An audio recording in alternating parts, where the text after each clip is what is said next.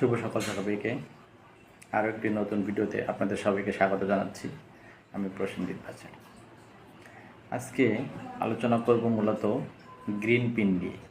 কি এই green pin এবং এটা কিভাবে আপনি ব্যবহার করতে পারবেন বা কিভাবে আপনি সেট করতে পারবেন সে বিষয় নিয়ে আলোচনা করব। গ্রিন পিন মূলত হচ্ছে একটি ডিজিটালাইজড পদ্ধতিতে এসএমএসের মাধ্যমে পাঠানো পিন সিস্টেম। মূলত পরিবেশ বান্ধব চিন্তাধারা থেকেই এই গ্রিন পিন বিষয়টার উদ্ভাবন হয়েছে। গো গ্রিন নামক একটি কর্মসূচি থেকে মূলত এই গ্রিন পিনের উদ্ভাবন, যেখানে কাগজের ব্যবহার না করে কিভাবে ব্যাংকের গ্রাহকরা তার এটিএম কার্ডের পিন সরাসরি এসএমএসের মাধ্যমে পেতে পারেন, সেই ধারণা থেকেই মূলত এই গ্রিন পিন বিষয়টা এসেছে।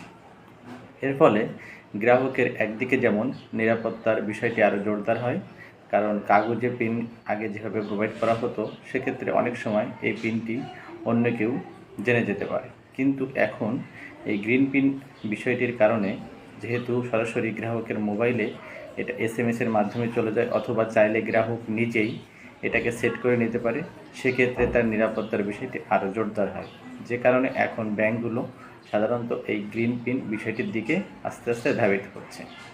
এবং এর ফলে একদিকে যেমন কাগজের ব্যবহার কমে যাচ্ছে, তার ফলে আমাদের পরিবেশের থেকে বেশি গাছ কাটা লাগতেছে না, এবং এর ফলে কী হচ্ছে, আমাদের পরিবেশ বান্ধব বিষয়টা অক্ষুণ্ণ থাকছে। এই ধারণাকে কাজে লাগিয়েই মূলত এই গ্রিন পিন বিষয়টি এসেছে।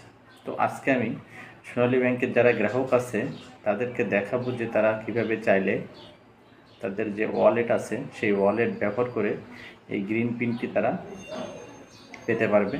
এই গ্রিন পিন নেওয়ার ফলে কী হবে, আপনার যদি ম্যানুয়াল পিন থাকে তাহলে সেই ম্যানুয়াল পিন আর কাজ করবে না।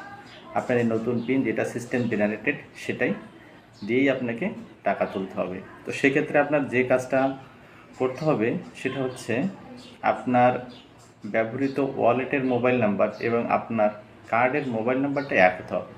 এটা যদি এক না হয় তাহলে আপনারা এই পিনটি সেট করতে পারবেন না। আর এইটি দুইটা যদি এক থাকে তাহলে তারা ওয়ালেটের মাধ্যমে চাইলে এই গ্রিন পিনকে সেট করে নিতে পারবে। আর যেসব গ্রাহক নিজেরা ওয়ালেটের মাধ্যমে পিন সেট করতে পারবেন না, তারা চাইলে শাখায় যোগাযোগ করে আপনি নতুন পিন নিতে পারবেন। কারণ ইদানিংকালে দেখা যাচ্ছে যে পুরাতন পিন ব্যবহার করলে এটিএমে তার পিনটা কাজ করতেছে না। যদি এরকম সমস্যার সম্মুখীন হন, আপনি চাইলে ওয়ালেট থেকে আপনার পিনটি রিসেট করে নিতে পারেন, অথবা চাইলে আপনি শাখায় যোগাযোগ করেও পিনটি এসএমএসের মাধ্যমে পেতে পারেন। তো আর দেরি না করে আমি সরাসরি আমার স্ক্রিনে যে যারা ওয়ালেট ব্যবহার করেন তারা কিভাবে এই গ্রিন পিন পেতে পারেন সে বিষয়টি আপনাদেরকে দেখানোর চেষ্টা করব। তো চলুন আমরা শুরু করি। আমরা প্রথমে ওয়ালেটে লগ ইন করব।